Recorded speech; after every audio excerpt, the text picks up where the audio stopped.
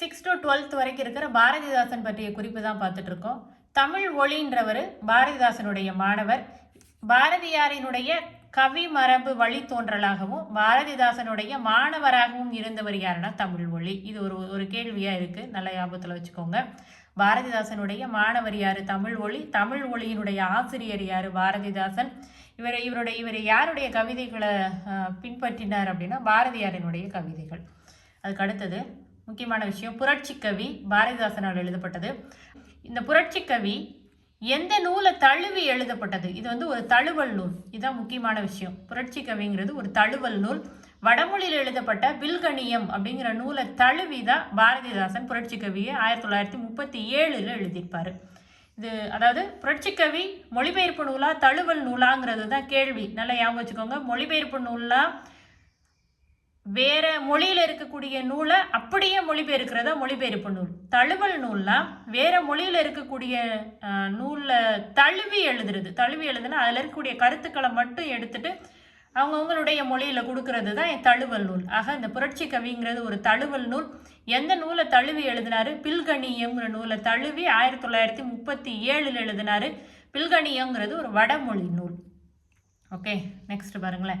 இந்த புரட்சி கவியில் இருக்கக்கூடிய பாத்திரங்கள், அது கதை சுருக்கம்னு ஒரு ஷார்ட்டாக ஒன்று கொடுத்துருப்பாங்க. அதாவது இந்த புரட்சி கவியில் ஒரு 5-6 பாட்டு இருக்குன்னு வச்சுக்கோங்களேன். அதில் வரக்கூடிய கதைப்பகுதியில் வரக்கூடிய பாத்திரங்கள் யார் யாருன்னா, அந்த கேரக்டர்ஸ் நேம் யார் யாருன்னா அரசன், உதாரன், அமுதவல்லி. இந்த அரசனோட பொண்ணு அமுதவல்லி. இவளுக்கு தமிழ் சொல்லிக் கொடுக்கறதுக்காக இந்த உதாரனை நியமிப்பார். இவன் ஒரு தமிழ் கவிஞர். அப்போ இவங்க 2 பேர்த்துக்கு இடையில அன்பு மலரும். இது யாருக்கு பிடிக்காது? அரசனுக்கு பிடிக்காது. அப்போ 2 பேர்த்தையும் கொன்றணும், 2 பேர்த்துக்கு மரண தண்டனை கொடுத்து அரசன் தீர்ப்பளிச்சிருவாரு. அப்போ இவங்க 2 பேரும் என்ன பண்ணுவாங்க? அந்த நாட்டு மக்கள் முன்னாடி நின்று போய் முறையிடுவாங்க. இப்படி அரசன் எங்களுக்கு மரண தண்டனை கொடுக்க சொல்லிட்டாரு, நீங்கள் எல்லாரும் பார்த்துட்டு சும்மா இருக்கீங்க அப்படிங்கிற மாதிரி இந்த உதாரணம் அங்கே இருக்கக்கூடிய எல்லாத்திட்டையும் பேசுவார். ஏன்னா அமுதவல்லி அரசனுடைய மகள் அப்படிங்கிறதுனால அமுதவல்லிக்குமே எல்லா ரைட்ஸுமே இருக்கும். ஆனால்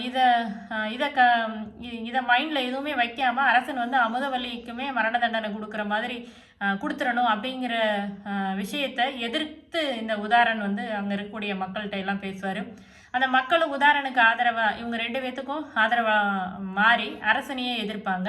கடைசியில் அரசன் என்ன பண்ணுவாருன்னா, நாடு ப்ளஸ் நாட்டு மக்கள் இல்லாமல் எதுவுமே இல்லை அப்படின்னு சொல்லி இவங்க 2 பேர்த்துக்கும் திருமணம் முடிக்கிற மாதிரி தான் இந்த கதை போகும். இதுதான் புரட்சி கவி. இது நல்லா ஞாபகம் வச்சுக்கோங்க. இவ்வளோதான் இதில் இருக்கக்கூடிய கதைகளை நான் சொல்லிட்டேன். நெக்ஸ்ட் பாருங்களேன்.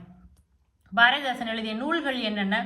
குடும்ப விளக்கு, பாண்டியன் பரிசு, சேர தாண்டவம், இருண்ட வீடு, தமிழ் இயக்கம். குடும்ப வீடு, பாண்டியன் பரிசு, சேர தாண்டவம், இருண்ட வீடு, தமிழ் இயக்கம். முக்கியமாக நான் திரும்ப சொல்கிற விஷயம் என்னென்னா, எல்லாத்தையுமே எழுதி படிங்க. பாயிண்ட்ஸ் எடுத்து இப்போ நான் இது எல்லாமே எழுதி தான் நான் உங்களுக்கு கொடுக்குறேன். இதை எல்லாத்தையுமே எழுதி படிங்க. எழுதி படிக்கிறது ரொம்ப ரொம்ப யூஸ்ஃபுல்லாக இருக்கும் நமக்கு படிக்கிறதுக்கு.